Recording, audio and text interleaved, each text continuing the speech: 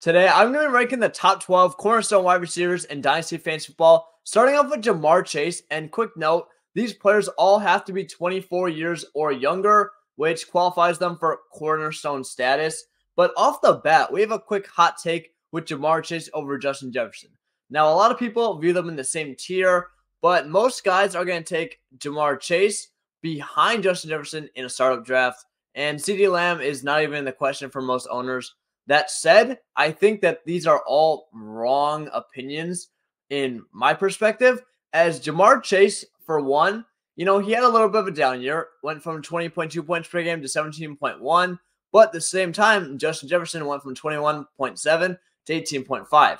I understand that Justin Jefferson was injured, but we know that Ja'Marr Chase had his quarterback injured for most of the year, and Joe Burrow and Jake Browning is solid, but he's not even really a real NFL starting quarterback. Joe Burrow is elite, and that's what we're going to get in the long term. We're going to get Joe Burrow, not Jake Browning. Justin Jefferson, on the other hand, isn't going to have that elite quarterback play for the long term, and he also is playing alongside TJ Hawkinson, who is a phenomenal pass catcher, and Jordan Addison, who just showed out in his rookie year. So getting back on top of what Ja'Marr Chase, there's really nothing to hate on him about. He dominated in college. He was the 5th overall pick in the NFL draft in 2021, and he's only 23 years old. He's a stud. There's nothing really to dislike about Ja'Marr Chase. And another reason I have him moving up these rankings from, consensus is because T. Higgins is probably gone this offseason. He's going to get paid a boatload of money to go elsewhere. Wide receivers are getting these big contracts, and he just seems like he wants to be a number one option on a team. He's that big Alpha X guy, and he isn't really getting the target share that maybe he feels he deserves because Ja'Marr Chase is just so good.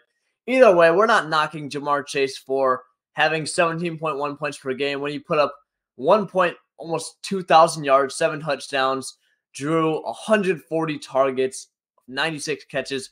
Unbelievable year. It really doesn't matter to me that much. I think it's about being connected to an elite quarterback in Joe Burrow for the long term. The talent is very similar, and the situation is only getting better where Jefferson, who I'm going to talk about right now, has a pretty bad situation for the long term and next year. So obviously I talked about TJ Hawkinson, Jordan Addison. That's going to be immediate and long term. These are both young players. So with Justin Jefferson, he has Kirk Cousins at quarterback, and Jefferson obviously wasn't able to be paired with him this past year since Cousins suffered that season-ending injury. If he comes back for one more year, that's great for next season, but what are we getting in the long term?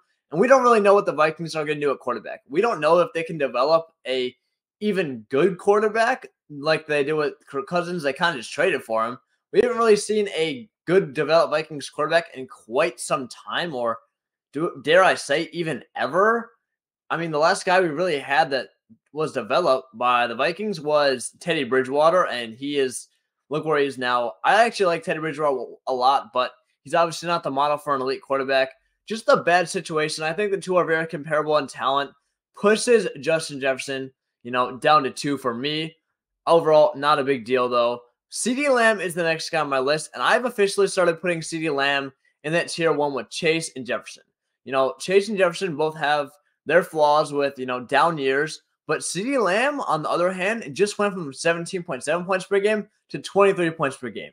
Just a whopping finish to the year, scored 25 points in week 16, and then that massive 40-point performance in week 17. I'm ready to, just send CeeDee Lamb to the moon. I think it is that time. He has just gotten better every single year he's been in the NFL. He drew 168 targets through 16 games played in 2023, 1.6 thousand yards, 10 touchdowns, an unbelievable season. Now, I think I would have him higher if he wasn't playing with Dak Prescott, who, he's getting up there. He's having a phenomenal season, actually, proving those haters wrong. He's not the long-term type of franchise guy that Joe Burrow is. I don't think he's as good as Joe Burrow, and he's definitely not going to be there as long as Joe Burrow. But nonetheless, CeeDee Lamb is 24, and he has to be in that top 3 cornerstone asset range. But then we're going to go to number 4, and we are putting Marvin Harrison here already. So I've talked about before, we have, for me, it's Justin Jefferson, Ja'Marr Chase, CeeDee Lamb, maybe a little bit of a hot take, but I am putting Marvin Harrison right behind those guys the second he gets in the league.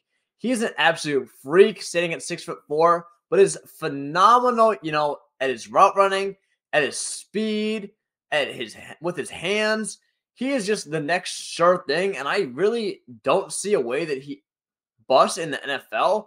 He just has that phenomenal pedigree, has every box that you could possibly want in a wide receiver, and obviously, he's getting some name recognition from his dad, Marvin Harrison.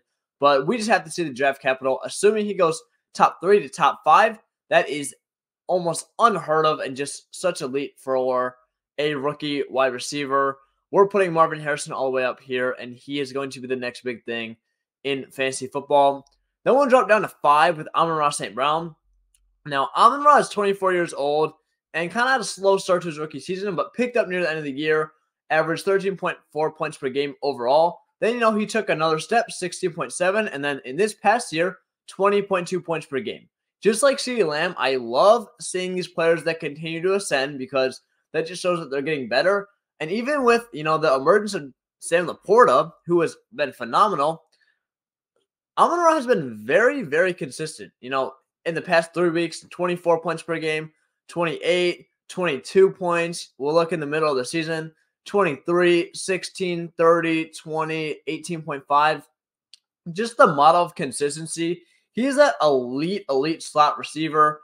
Him and Sam Laporta actually complement themselves very well. You have Jameson Williams in the field. Sam Laporta kind of near the middle. I'd say he's running those intermediate type routes. And Amon-Ra is very close to the line of scrimmage, just beating those guys through the slots.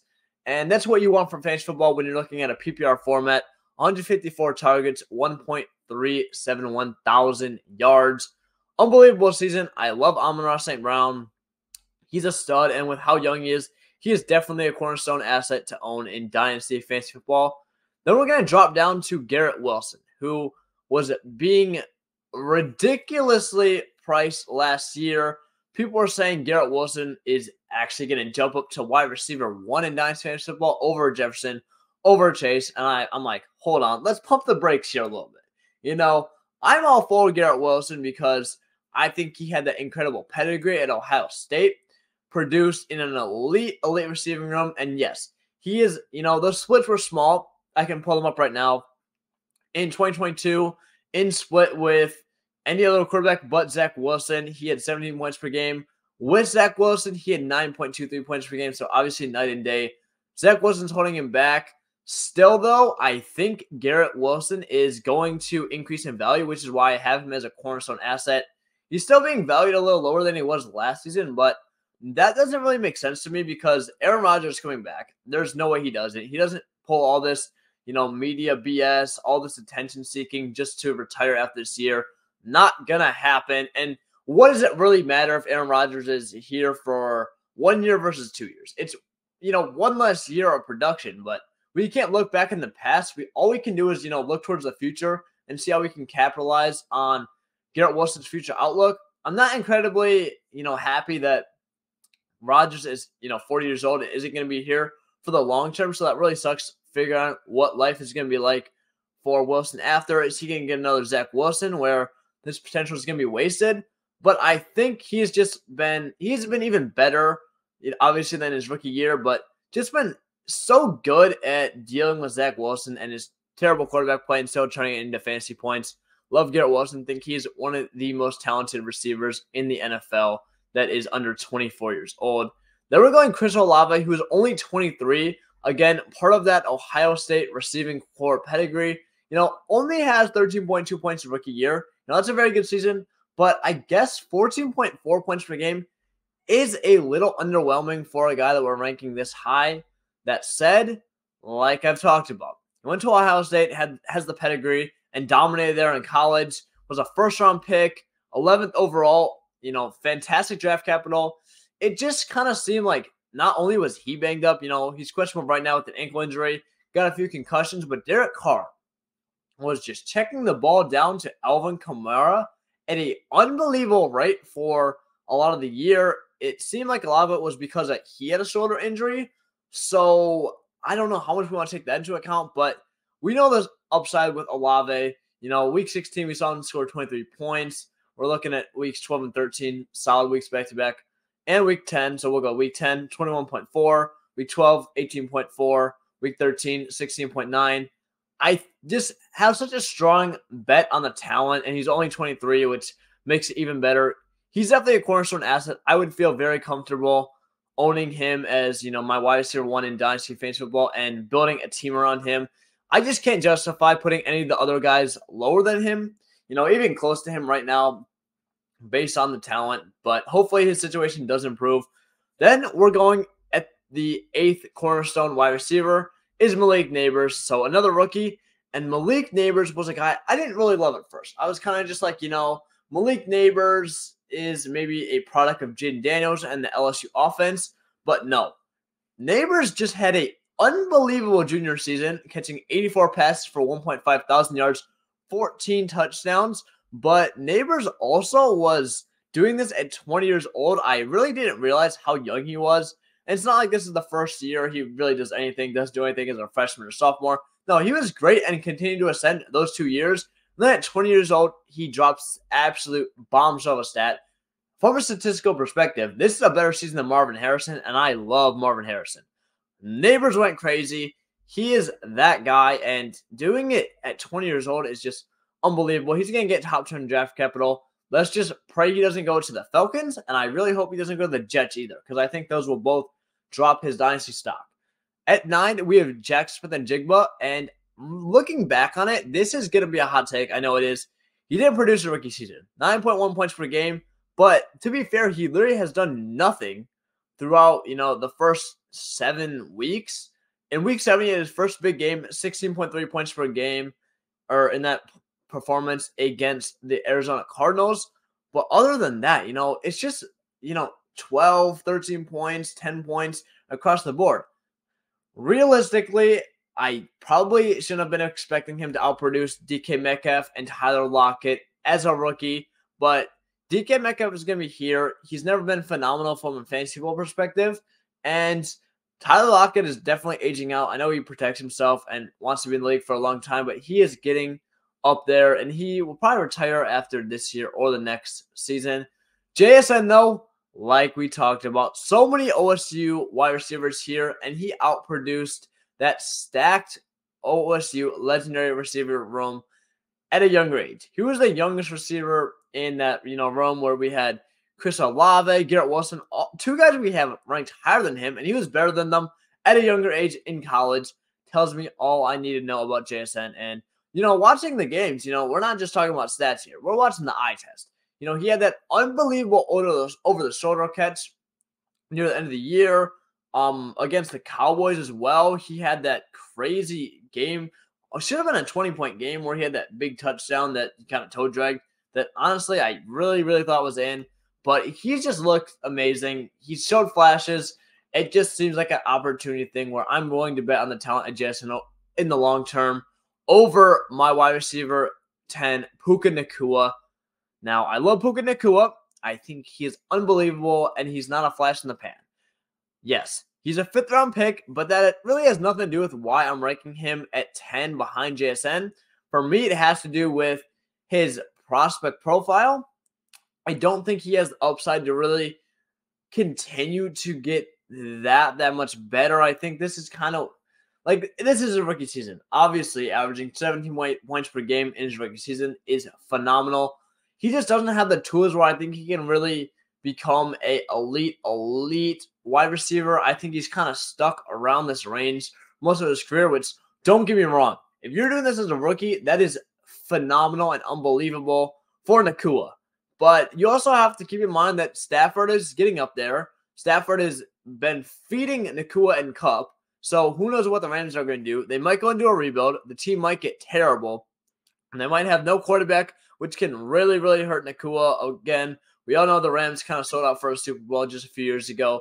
So it's not something to keep in mind. It is something to do with the situation more so than the talent and what he's done as a rookie, because obviously he has been unbelievable and out of this world. We're going down to 11. We got T. Higgins, who, we're looking at the last 2 seasons. 15.6 points per game and 13.8. Those don't tell the whole story. He was a wide receiver 1 in fantasy football these past 2 years. if you remove the games where, the Bengals decided, oh yeah, T. Higgins is healthy. Let me play him in my fantasy league. He sits on the sidelines, plays 5 snaps, you never see him again. So we're removing all that because that's just, strategical game planning, and that doesn't happen to almost anyone else in the landscape, at least no one else where it's really going to make that much of a difference because they've been banged up and their coach decides to use them like that instead of, just putting them on the injury reports. This past season, he was banged up. He had Jake Browning, had 11.5 points per game. Well, I'll say it there. Obviously, very bad. However, the end of the season, big stretch of games. I mean, really only 2.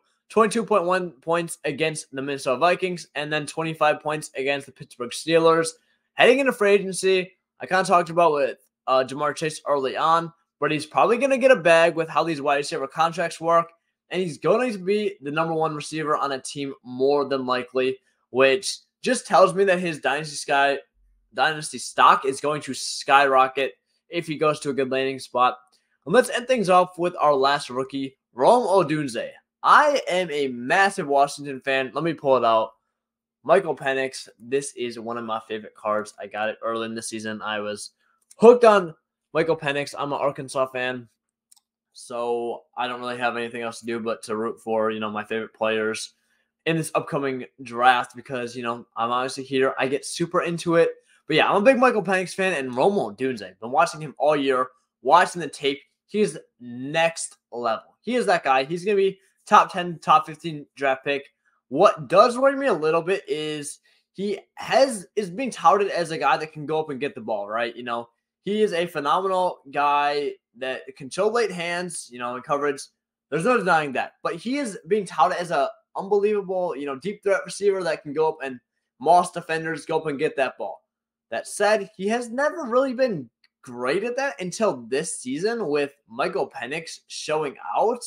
So, yes, I'm a little concerned because I think some of it has to do with Michael Penix playing at a Heisman level season in 2023 and putting the ball on him every single time. So maybe does it have a little bit to do with Penix? Yes, it probably has a lot to do with Odunze as well. I'm just bringing that up as a knock on Odunze because other than that, there's really nothing else you can say bad against him. Caught 81 passes for 1.4 thousand yards and 13 touchdowns.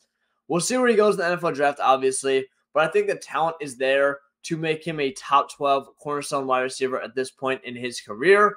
But if you guys enjoyed the video, please let me know by dropping a like down below and dropping a comment. Let me know what positions you want to see next. I want to do running back and wide receivers for this at least, but I'm going to be doing tight ends and quarterbacks if you guys want.